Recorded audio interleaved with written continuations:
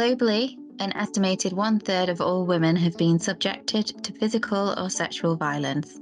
However, out of fear and socioeconomic disenfranchisement, less than 40% of women who experience such violence seek help.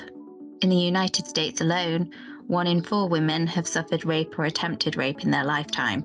For men, this figure is closer to 1 in 26. The disparity is staggering. Statistics on gendered violence reveal men are more likely to commit violence crimes, whereas women are far more likely to be the victims of violence. Despite greater visibility and awareness of crimes against women, notions derived from what is understood to be toxic masculinity and its proponents are a growing influence over men, and especially young males.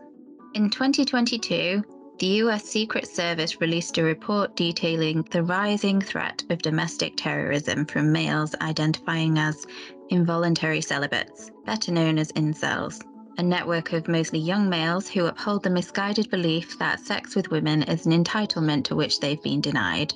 This report considered misogyny not only a threat to women, but to national security itself. So how do we stop the tide of violence and hate speech stemming from the circulation of such misogynistic rhetoric? And how can we move forward while best supporting its victims? This is Rachel Havard with the Oxford Comment. On today's episode, we explore 2 recognizable components in contemporary conversations on gender and gendered violence, that of toxic masculinity and of the MeToo movement, the awareness campaign that came to global prominence in October 2017 after the public downfall of Hollywood producer Harvey Weinstein. Our first guest, Robert Lawson, is the author of Language and Mediated Masculinities, Cultures, Contexts, Constraints.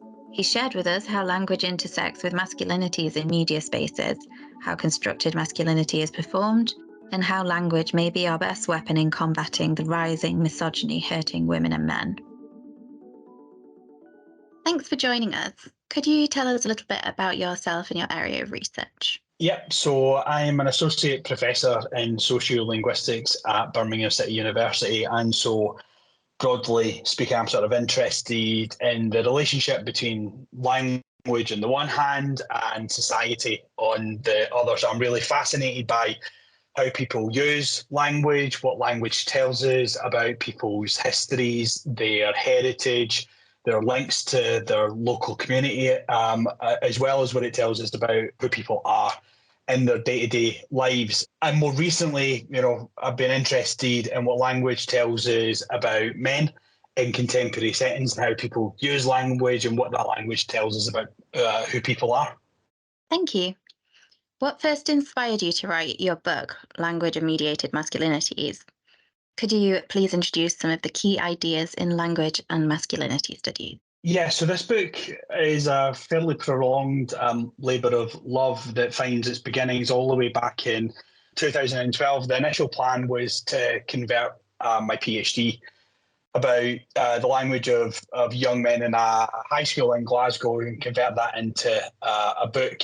And over the course of the reviewing process, the editor came back and said, this is a really interesting idea, but it's got a really specific focus on this particular group of speakers in Glasgow.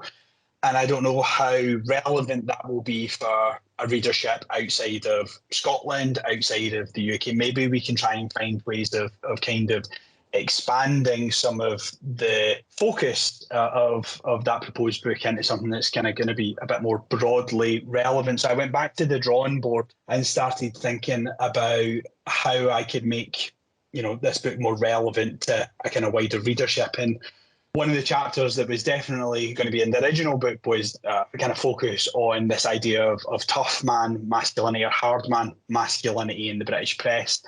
And from there, I kind of thought, well, maybe we could start looking at some of these issues, but across different kinds of media contexts. So potentially, TV shows, social media sites, forums, and so on.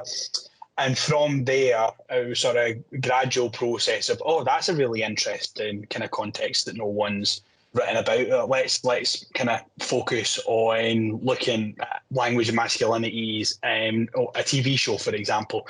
I think once I got a sense of what the book as a whole was going to look like, it all started kind of writing itself in a lot of ways. At that point in 2019, I had become a dad. And so one of the chapters focuses on fatherhood. And I think that was driven a lot by my own kind of personal experiences of fatherhood and of being a new parent. And so I kind of used that as a kind of guide for one of the chapters. But I think more broadly, I was just interested in what language tells us about men in contemporary society and thinking about how masculinity becomes so contested, how masculinity becomes, this thing that a lot of people spend time writing about and thinking about and arguing and debating about. And I think over the last sort of year or two, we've seen these really critical discussions and debates about masculinity come to the fore, and ideas around about toxic masculinity and destructive masculinity, but also kind of the social media influencing sphere as well. And people like Andrew Tate and kind of selling particular images of what it is to be a man in the 21st century.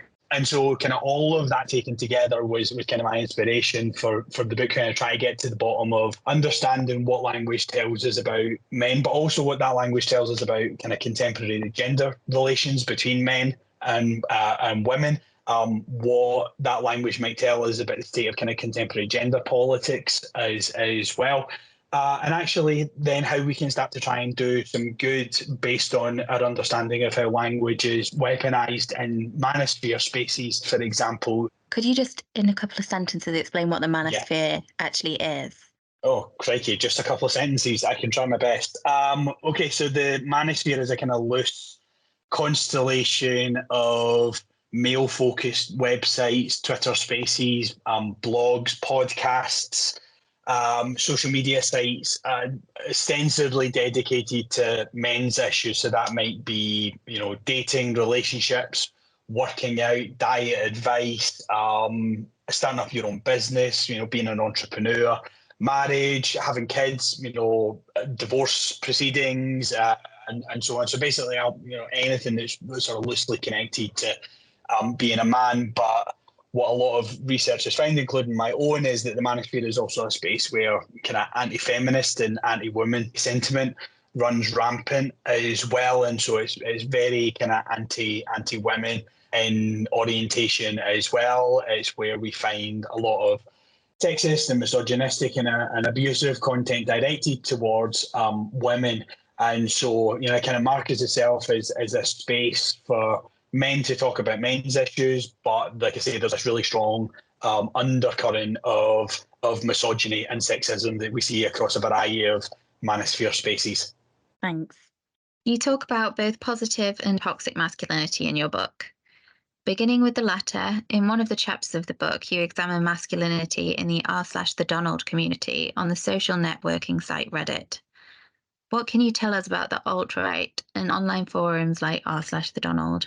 Yeah, so this was a really interesting chapter to write, because I think I had been, so Reddit is a social media networking site and kind of news aggregator website as well. It's one of the world's most popular website. It's worth multi-billions of pounds, and it's a really popular space for people who are in the kind of political alt-right, but also it was one space where Donald Trump's presidential bid and subsequent presidency gathered a massive amount of support and momentum, and there was a subreddit that was developed and then closed down in later years called the Donald, that was kind of dedicated to content promoting and supporting Donald Trump and his presidency. And I started kind of thinking about how masculinity was constituted in that space, and sort of wanted to look at ideas around about kind of alpha masculinity and how particular forms of masculinity were venerated or exalted, and how this kind of alpha masculinity was placed as the aspirational form of masculinity, and it's kind of Donald Trump goes out to save the world and solve all the problems that the US is facing. And when I started looking at some of the threads, what I also realised was that a lot of the discussion about masculinity was inflected through this lens of race as well. And so there were really interesting kind of patterns to do with how masculinity and race and ethnicity and nationhood kind of were interwoven across different threads on the Donald. And particularly this idea of kind of white masculinity is something under threat that the subreddit kind of was trying to protect. This idea that white masculinity was something to kind of strive towards. It was a kind of exalted best form of masculinity, and the other forms of kind of racialized masculinities weren't quite as good. And so some of the threads talked a lot about kind of the technological advancements and inventions of white men, and kind of co-opting that as an element of supporting kind of white masculinity, while other forms of masculinity were kind of denigrated. So black masculinity and Muslim masculinity in particular were the two other elements that I looked at. So it was just this really interesting kind of confluence of gender and ethnicity and nationhood and community, and one that was really eye-opening as well, because the Donald had been regularly criticised by different people about its kind of racist content that had been promoted on the site. And one kind of defence that was bandied round about the subreddit was that, you know, people on the Donald weren't racist, that they were inclusive, and that they were just interested in ensuring that America was represented on the world stage, and that it could do good in that dimension. But what I found in my research wasn't explicitly racist, but kind of implicitly racist in a lot of ways. But that racism was inflected, as I say, through this kind of lens of ethnicity. So that was a kind of finding that I wasn't expecting when I was doing the analysis. I kind of thought that there would just be a bit of a kind of chest thumping sense of masculinity in a lot of ways, but that wasn't the case. Like I say, there was this kind of inflection of ethnicity alongside gender and masculinity that I thought was really interesting as well. You also discuss the online construction of fatherhood in online fathers forums. You pay close attention to the linguistic practice deployed by fathers in online spaces. Could you tell us about what you learned from analysing the discourse of fatherhood and masculinity in these forums? Yeah, so this was a forum that I found called dad.info. And one of the first things that I kind of realised when I was planning this particular chapter is that there's not that many spaces online for dads to talk about being a dad, to talk about parenthood, to talk about the difficulties of being a father. There are some parenting forums that are really popular and really active. So Mumsnet is probably the most famous example of this. It's a really active community, but even the dad sub forum on Mumsnet doesn't actually have that much activity. So the first thing was that it was a real struggle to find an online space where dads had built a community, were supporting one another, were engaging in kind of regular correspondence and communication with one another. And dad.info was probably one of the more popular and more active forums purely dedicated to dads online that I was able to find. So once I found that and started kind of reviewing some of the threads, what became really quickly apparent is that a lot of the posters don't actually talk about masculinity. They don't really talk about fatherhood. They don't really talk about being a dad. I looked at a number of different forums, kind of ranging from advice about legal issues through to issues to do with relationships, subforums dedicated to kind of family issues, and then a subforum dedicated to child maintenance or child support queries. They tended to treat the forum as a kind of problem-solving resource. So a lot of the posters would go on maybe once or twice. They would ask a question about, child custody after a divorce, for example. Other posters would come in and help out and answer that question, give them, links and resources to help support them.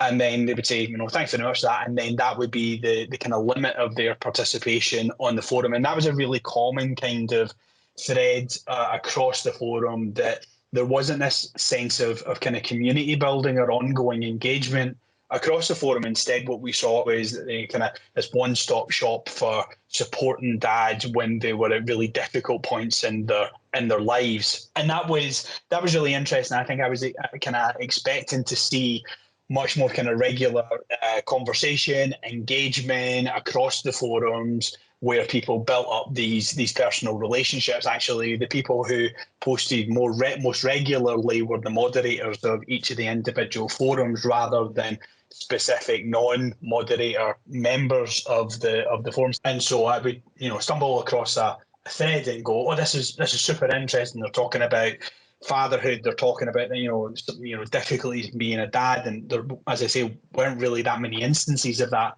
One father actually did get back to me and said, "This sounds like a really interesting project you're involved in. I'm happy to give you consent to look at my data." And that data was about the arrival of his and his wife's baby. Wasn't straightforward. And it was him narrating, the difficulties of the birth, about the sort of the impact that challenging birth had on him in particular, as a brand new dad, on his wife as well, and the kind of expectations that he had set up in his mind about the level of support that he was expected to give to his wife, but also the kind of expectations of normative masculinity that what he was expected, to kind of follow.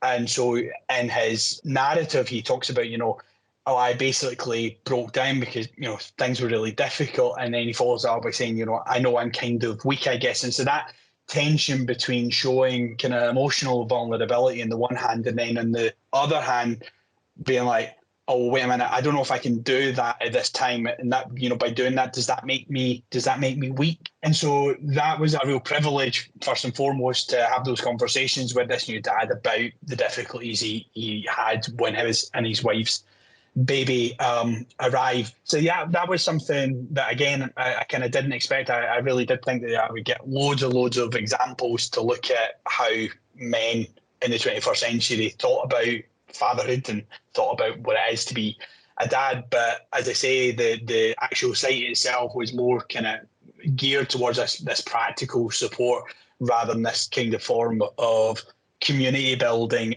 Often in media, the word masculinity is preceded by the word toxic or triggers negative connotations. However, there is positive masculinity, something we should all encourage. Can you briefly tell us about the language used in relation to positive masculinity? So the focus on positive masculinity was predicated on analysing the American TV show Brooklyn Nine-Nine, which is about a kind of fictional police precinct in New York, and it kind of follows the lives and trials and tribulations of different characters, but mainly the main character, Detective Peralta, who kind of embodies this kind of gung-ho form of kind of police masculinity. He's tough, but he's funny, but he kind of wants to be the man in charge, and the kind of a bit of an alpha male character as well. But the TV show was really praised for the way in which it subverted a lot of these really kind of dominant tropes of stoic, tough, emotionless police masculinity. And a number of the characters in that show were really interesting from both a linguistic perspective, but also from a kind of perspective of masculinity studies. And looking at the interactions and the linguistic practices of these characters, what I found was there was a lot of examples of expressing male vulnerability and male closeness and kind of affiliation with one another. And that was particularly the case between Peralta and Boyle, who are kind of two of the main male leads in the show. And I looked at the way that this interactional closeness was deployed in conversation. So one excerpt I look at, they copy one another's words. They have kind of choreographed dance moves. They pick up on each other's lines and kind of complete those lines. So there's a kind of real interactional alignment with one another. And other examples, so Terry Jeffords, one of the other sergeants in the show, he expresses, a real sense of vulnerability when he talks about his family, and that's another thing that Boyle does as well. So there's a lot of discussion about the importance of family, about children and partners, and so this sense of kind of them being fathers is an important part of who they are, was also, I argue, a kind of element of expressing this kind of positive masculinity, or healthier conceptualizations of masculinity. So that chapter was actually ended up being one of my favourite ones, because I think there's not that much work in language and masculinity studies that looks at positive masculinity. A lot of it looks at the more kind of problematic and toxic elements of masculinity, and some of the communities that we've already talked about, whether that's the manosphere or pickup artists. But I think if we, as language and masculinity scholars, if we want to really understand the totality of what it is to be a man in contemporary society, we can't just look at the bad and problematic and toxic and negative elements, but we also need to look at those spaces where masculinity might be configured in a more positive kind of way. But what was really interesting in some of the data that I looked at was the tension between kind of traditional forms of masculinity and more progressive forms. So, Boyle and Peralta, for example, would have these real moments of interactional closeness and intimacy, and then they would recognize that as kind of breaking the rules of masculine friendship, and kind of acknowledge that, oh, well, maybe we shouldn't be this close, maybe we need to kind of distance ourselves from one another. So a lot of the humor being kind of constructed in the show through that tension of kind of progressive masculinity on the one hand, and more traditional demands on masculine behavior on the other.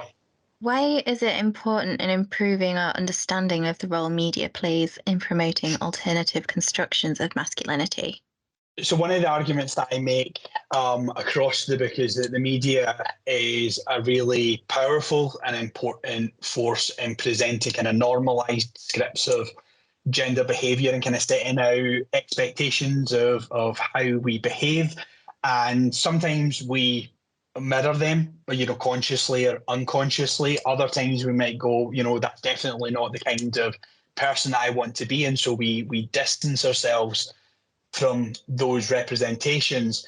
But I think that because the media is such an integral part of our daily lives, and we all engage with the media in different ways over the course of a normal day.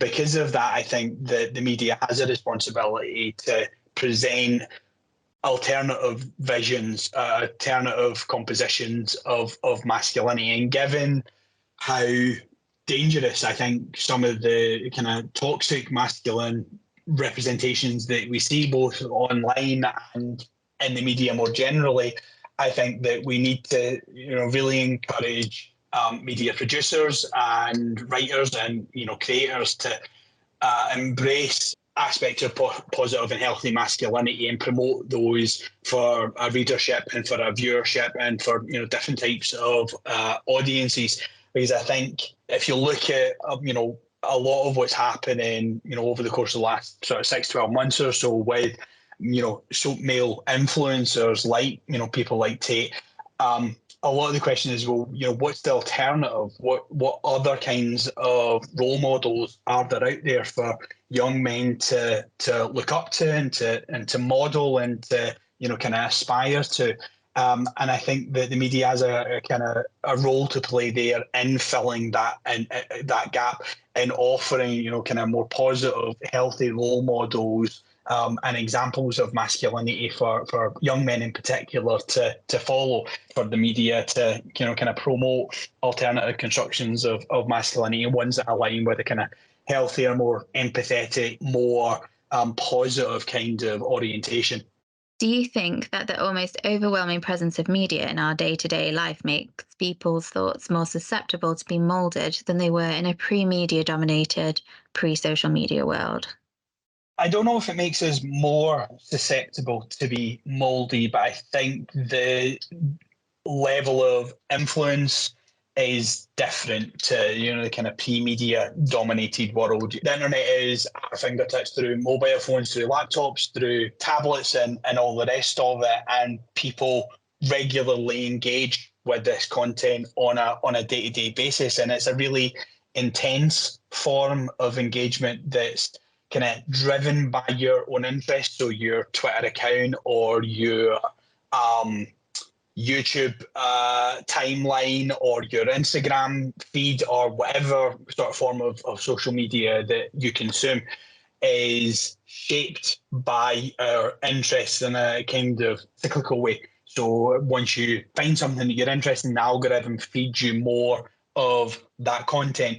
But that content is also multi-directional. So you're not just a kind of passive consumer of that content. You like things, you retweet things, you comment on them, you share them, you write blog posts about them, you might do podcasts about them, you might write an article about them. And so that engagement is multi-directional, it's multimodal, and it's prolonged over, over a period of time.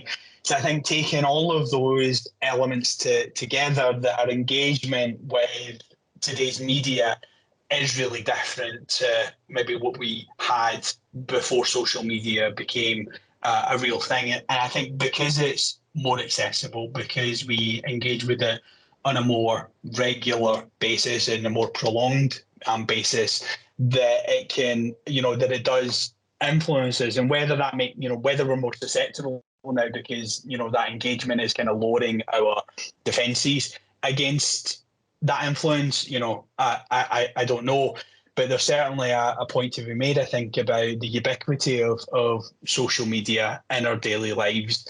And I think that people are now starting to be really conscious about the dangers that social media represents, not just in terms of kind of mental health problems and sort of comparing yourself against social media personalities that you see online, but also, the real level of influence that those people have on folks' everyday lives. And I think, again, going back to, the kind of Andrew Tate stuff that we've seen recently, one of the big concerns about Tate is the level of reach that he has, and, how many young boys in particular that engage with his content that then end up parroting or repeating, his talking points in classrooms or in the school hallway or out in the playground or whatever it is. And the question becomes, what can we do to try and address that? Is it that we need interventions at an educational level in classrooms or assemblies? Is it that we need teachers to be trained better to intervene in these conversations? Is it that we need to really sit down and have in-depth conversations with young men about why those kinds of male supremacist ideologies are dangerous? But all of that stuff that we've seen over the course of last 8 months or so highlights, I think, the dangers that social media influencers represent. And I think the question is then, what do we do to help guard against those influences, and what will it take to help young men develop, a kind of toolkit to be able to challenge some of these discourses when they're exposed to them? About Andrew Tate, does his use of aspirational language influence toxic masculinity? For example, Tate sometimes talks about ambition and aspirations of his life and work, which young men in particular then latch on to. Does this make his misogyny easier to justify? So I think Tate's message of self-improvement, of bettering yourself, of striving to achieve something bigger than yourself is one that resonates across a lot of his fans. I think it's something that people look up to him as a success story, with the money and the cars and the globetrotting lifestyle. And I think he markets and sells a very seductive form of masculinity and kind of male identity, one kind of based on power and conspicuous consumption, on prestige, on kind of this jet set lifestyle. And I think that kind of aspirational discourse potentially makes some of his audience quicker to overlook the more problematic elements of his messaging, certainly as they relate to, sexism and misogyny. I think because of that, then it becomes, more difficult to separate the good elements of that message versus the more problematic elements of that message. But what I would say is folk can get that kind of aspirational content from other sources, from other public figures who don't engage in some of the more difficult or problematic or sexist or misogynistic kind of content that Tate espouses. You look at someone like, Marcus Rashford, for example, who has been a really positive force for, things like free school meals and raising awareness of, childhood poverty, but also being, just a genuinely nice guy as well. So I think that if folk are looking for those kinds of aspirational messages and role models to look up to, that those role models are out there, and those role models don't necessarily engage in some of the kind of sexist and misogynistic tropes that we see other social media influencers kind of promote as well. So I think that, it's always dangerous to kind of put social media influencers on a pedestal and think that they're the answer to everything. Or that they have the answer to everything. I would encourage people to look much more close to home for mentors, for role models, for other men in their lives to kind of look up to and aspire to, whether that's, community leaders or coaches or teachers or, other family members. Finally, has the MeToo movement positively affected masculinity over the last few years? Has there been a backlash? Has the toxic gotten more toxic? Or has it been largely successful? That's a really interesting question. I think things like the Me Too movement certainly raised people's awareness of certain forms of masculinity as a social ill. But I think it raised the profile of some men are, a problem. Some forms of masculinity are a problem. And I think that it probably wasn't, at least in my own experience, until the murders of Sabina Nessa and Sarah Everard in the UK, where I started to see more conversation about, right, okay, now men really need to start looking what men are all about and the role that men are playing in violence against women and girls, and trying to reframe the conversation. So I think up until that point, it had been very much on a kind of victim focus. What can women do to keep themselves safe? What can women do to avoid being attacked in the evening? What can women do to make sure that they kept safe? I think particularly following the murder of Sarah Everard, that on places like Twitter, that conversation really shifted, and it wasn't then just about, focus solely on what can women do. It was what responsibility, what role did men play in all of this? Because men are overwhelmingly the perpetrators of sexual violence against women and girls, and as well as non-sexual violence as well. So I think that was probably where I saw the conversation start to shift towards men's culpability and role and responsibility in these kinds of issues, and starting to think how men can be better allies to women, and how men can really reflect on their own behaviours and practices. I think one of the points I make in the book is that it's really difficult to reflect on our own behaviour, especially when that might force us to look at the more insalubrious kind of elements of who we are. No one ever really likes thinking that they're the bad person. No one ever likes thinking that they're the bad guy, because our whole sense of self is wrapped up in, a kind of, folk like us and folk like me and I'm a good person. And when you make people kind of reflect on themselves and their behaviour, that's a really difficult step to make. And I think that was, one of the reasons, and the kind of the backlash towards the Me Too movement.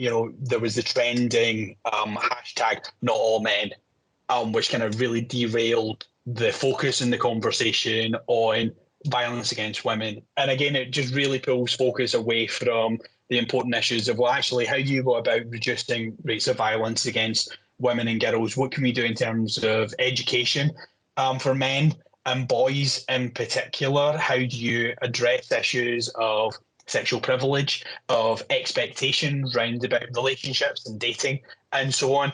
So I think those are all, again, really big questions, and there are a number of charities and organisations engaged in really good anti-violence work with men and boys. I think it's really important that that work continues. The government had just in the UK had a big national advertising campaign about kind of that refocus on men's role in sexual in violence against women and girls. So those are the kinds of conversations and interventions that I think we need to see more of. But I think the fact that we're having these conversations is a positive step, right? I think the flip side would be that we don't talk about any of this kind of stuff and we just pretend that everything's okay and that everything's fine and everything's normal, and actually these issues are not issues at all. I said much the same about Andrew Tate. The fact that his influence is so corrosive and that people are talking about, a kind of reaction against some of the viewpoints that he's promoting, that's a good thing, right? Because if no one was saying, well, hold on, actually, no, we don't agree with that. If everyone was saying, oh, I totally agree with that. That's a problem, right? Because then it just becomes normalized. So the fact that we're not there yet, I think that's a good thing. So silver lining on all of this is as much as there can be with these kinds of topics. Well, thank you for joining us. It's been an absolute pleasure to have you on the podcast. Thank you very much. I really enjoyed that. Thank you.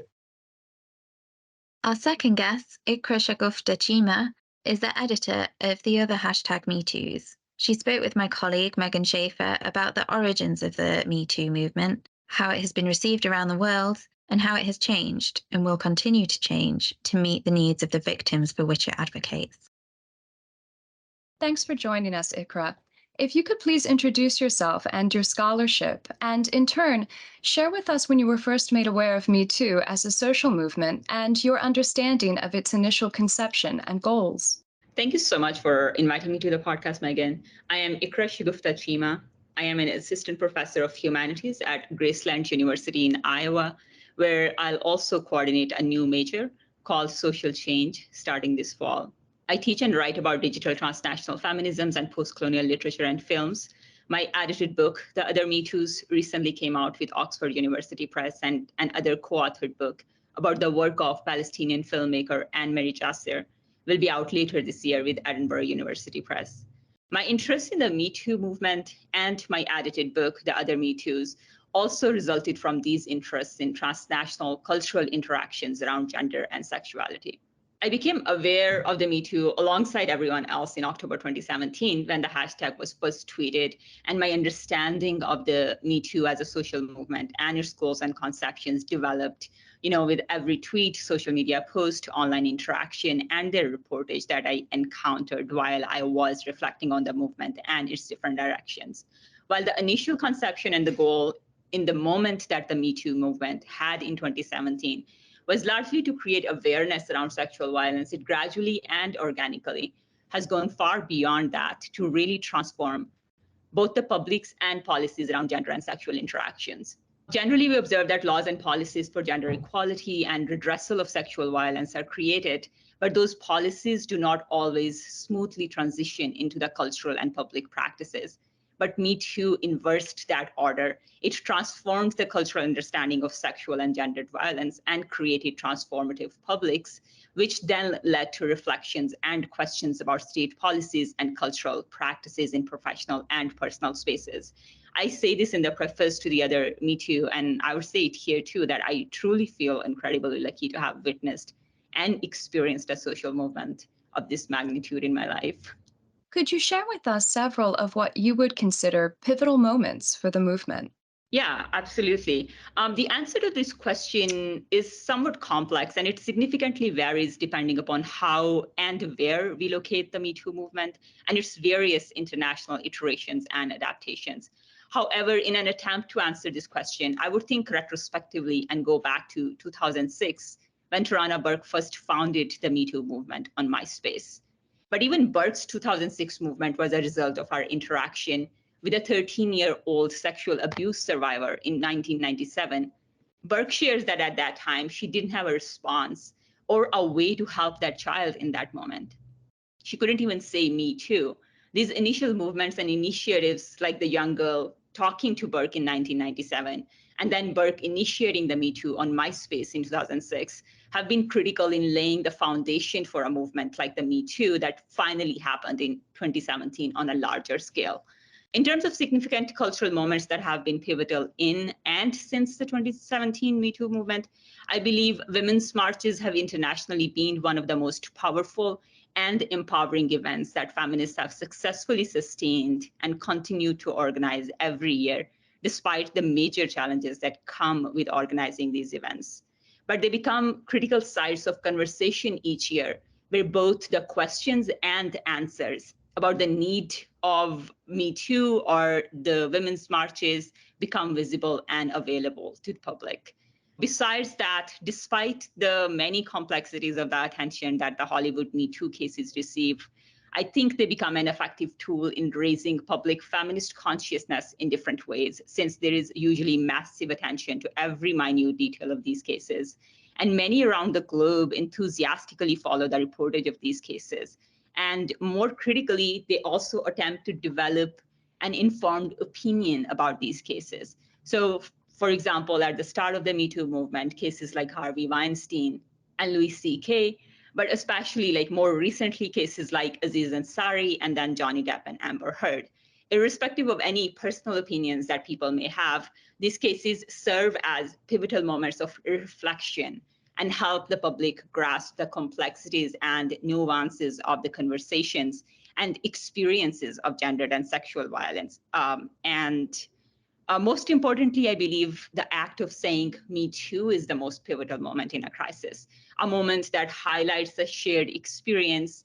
It creates solidarity, invites reflection on shared ethos, and sets a shared goal. So from Burke's inability to say Me Too in 1997 to the Me Too becoming the largest social movement of our times in 2017, I believe it is millions of people's willingness to say Me Too and hear Me Too that became the primary agent of change during these 2 decades between 1997 to 2017. As well as serving as a Me Too primer, your book also covers the impact of the movement and others like it around the world, whereas most Western scholarly and popular treatment of the movement assumes it is a primarily Western phenomenon. Why is this the case, and could you share with us successes for which Me Too may have been responsible, of which we might not be aware? Great question. Yes, I think in many ways, the successes of the Me Too movement have been similar in different contexts and locations. So it has attended to the questions and contentions that we have seen emerge in the works of scholars like, let's say, Chandra Mohanty or Gayatri Spivak or Bell Hooks or Gloria Anzaldúa, and like many others like them. However, long histories of cultural erasure and cultural imperialism also serve as a context for the differential attention that we observe in the Me Too movement. Alongside that, realities like class and race and their corollaries like fame and visibility have been major factors in helping highlight some cases from some locations more than others. And while it is impossible to account for the many successes of the Me Too movement, internationally, I believe the biggest success has been the expansive feminist publics that the Me Too has helped create. We have witnessed socio-political shifts in conversations around feminist politics, increased international recognition of the need for feminist justice, greater awareness about intersectional feminism, wider availability of feminist vocabularies, and decreased taboos around conversations about gendered and sexual violence, which have all been significant around the globe, and they have like tremendously changed how we view and approach sexual and gendered violence. So, for example, like within a month of the initiation of the Me Too movement from October to November 2017, the hashtag Me Too had been tweeted more than 2.3 million times, and Women's March had been tweeted more than 11.5 million times in multiple languages worldwide. And that is one of the successes of the Me Too movement, that it created the kind of shared vocabularies that are simultaneously global and local, or that can be employed as such. So for example, replication of the Me Too in China's rice bunny hashtags, or its various adaptations in the Middle East or in South Asian countries like Sri Lanka, and even its various translations in different languages have made the feminist vocabularies more familiar and normalized. Being able to name what you experience and then being able to grasp a collective expression of that experience are immensely powerful acts that have been possible due to the Me Too movement. However, Me Too itself highlights that white feminists, a lot of times as holders of like privileged seats at what we view as the proverbial feminist roundtable, and as a signal of like solidarity, they need to recognize the differential attention that feminists of color receive a lot of times, or the cases that are not located in the West, especially in America, receive, and acknowledge this differential treatment and the need to recognize the contributions from other people who are working on this. And I believe the only way to think and act responsibly now is to think transnationally, and this transnational thinking, not in a unilinear flow from West to the rest, but in a more rhizomatic fashion where we consider the inequities that exist globally, but also account for the inequities that exist locally everywhere and weigh their impact on the global reflections on these social issues, irrespective of where we are located when we are thinking about these problems. Has the Me Too movement changed since its inception? For example, has it gained additional meaning or nuance? Has awareness or support for the movement peaked and its momentum stagnated? In any instance, what can account for such change? That's a very important question, which encapsulates not only the questions of the success of the Me Too movement, but also its momentum over half a decade now. Like any other organic movement, I think Me Too has changed significantly since its inception, but mostly in good ways.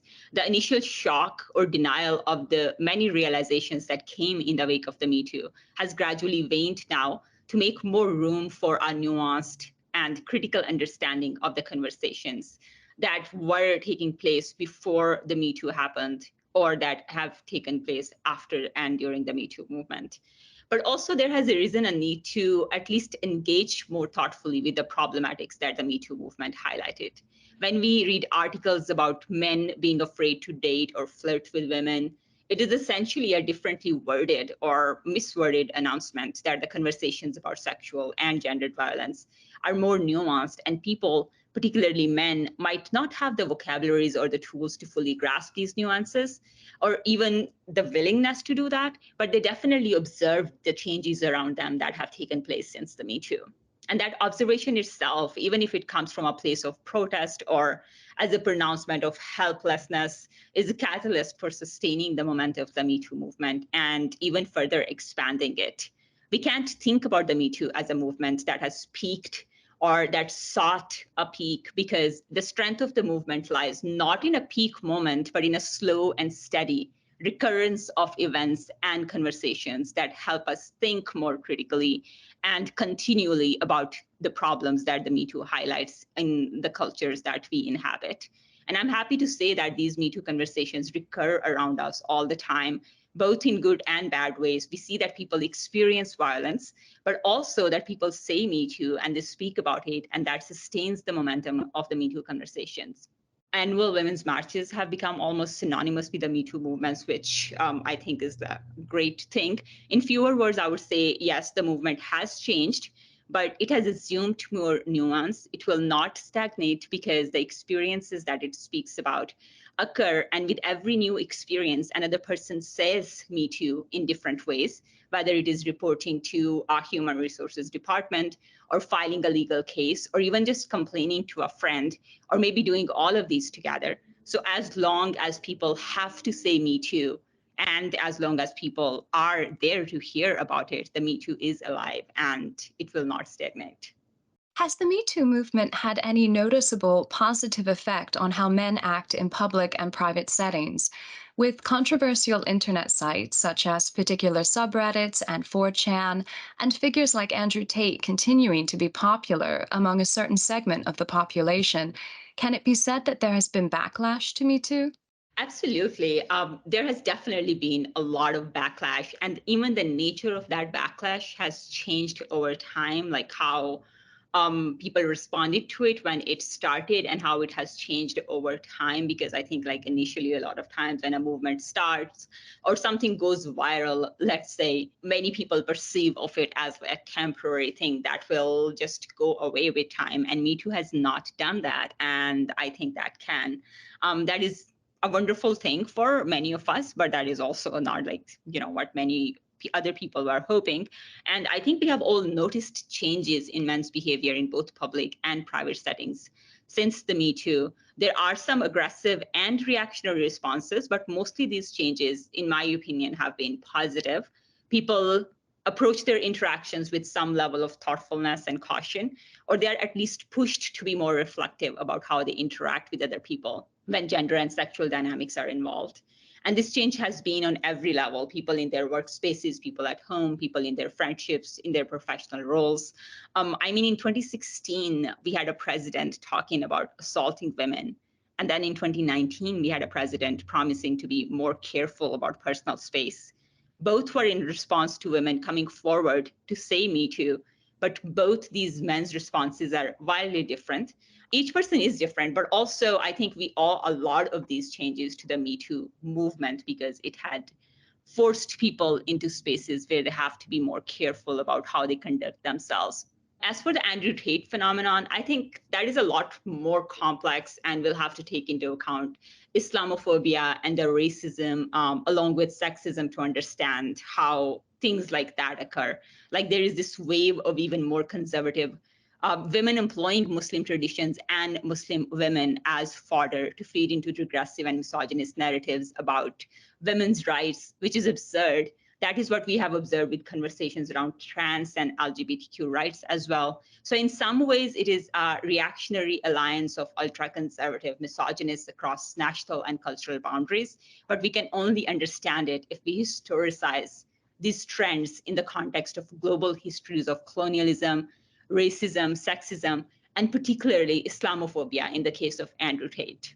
Do you feel that awareness-led movements, especially those with a pronounced online component, are a universally effective form of protest that can result in meaningful change, or do such movements resonate better with and for particular audiences? Absolutely. We have observed the online conversations making significant, meaningful changes in ongoing politics and responses in recent years. So I think it is interesting to think of the divide between the online world and offline world, but I don't think it is useful to view them as these like complete binary opposites in some ways. These worlds are connected and inhabited by the same people. And in most ways, online worlds enable large groups of people to become an active part of the on-ground politics, like we saw in the Me Too movement. And we have observed since then a lot of times, like not everybody is afforded the privilege and the luxury of participating in like offline politics or learn about it. But then these online spaces enable that kind of feminist consciousness raising. It teaches people these vocabularies. It gives people the experiences and tools to understand their own experiences and then participate in these conversations. They can do it with their identities visible, or they can keep their identities hidden in some ways. And all of that then makes room for people and accommodates the different challenges that they may have if they were to interact solely in offline spaces with each other. It has been a really effective form of protest on local levels in many communities and countries, but also internationally. So, for example, we have seen many expedient responses from the law enforcement agencies in many cases of sexual assault in Pakistan in the last few years. But recently also, the Zan Zindagi Azadi movement in Iran has very impressively kind of like demonstrates the power of how online and offline forms of protest seep into each other and inform each other. The digital divide is still a real challenge, but I think the online protests and organizations impact everyone's life in powerful ways. It could be negative sometimes, depending upon the political orientations of the people, but that can also be countered in a similar fashion. So as an example, let me share a small event that kind of shows how these dynamics play out. 2 years ago, a person was accused of blasphemy in Pakistan. It was nothing documented, nothing officially reported, just some random person sharing a news on Twitter and like sharing some screenshots, and then people rallying to go attack the house of the blasphemer, the accused. and they were all using one hashtag to connect with each other. It is a scary thing to see a large group planning to gather in front of a stranger's house to harm them. I saw this because it was under a trending hashtag on Twitter, but then someone started another hashtag about the South Korean band BTS with the intent to remove the blasphemy hashtag from the trending hashtags list on Twitter. So it became visible to far fewer people, and their plan was disrupted. It was a strange but also very heartening experience to observe this whole episode play out on Twitter. Like, it saved a person's life and possibly their entire family from getting hurt or feeling threatened. And it also became a place where people were just sharing their love for music, the love for a South Korean band in Pakistan, all that to say that though online spaces like Twitter and Facebook have changed in some very unpleasant ways, but social movements with a pronounced online component are a universally effective form of protest that do result in meaningful change for people in online and offline spaces. I think it is critical for any social movement to be located in both online and offline spaces to be successful at this moment in our history. Thank you so much for joining us today and for sharing your insight into Me Too and the efficacy of contemporary social movements. Thank you so much for having me. We want to thank our guests, Robert Lawson and Iqra Shagufta Cheema, for speaking with us about contemporary conversations on gender and gendered violence. Please check out our show notes on the OUP blog for a recommended reading list exploring just a few of the ideas discussed today. New episodes of the Oxford Comment will premiere on the last Tuesday of each month. Be sure to follow Oxford Academic on Facebook, Twitter, SoundCloud, and YouTube to stay up to date on upcoming podcast episodes. While you're at it, please do subscribe to the Oxford Comment wherever you regularly listen to podcasts, including Apple, Google, and Spotify. Lastly, we want to thank the crew of the Oxford Comment for their assistance on today's episode. Episode 85 was produced by Stephen Filippi, Meghan Schaffer, and me, Rachel Havard. Thank you for listening.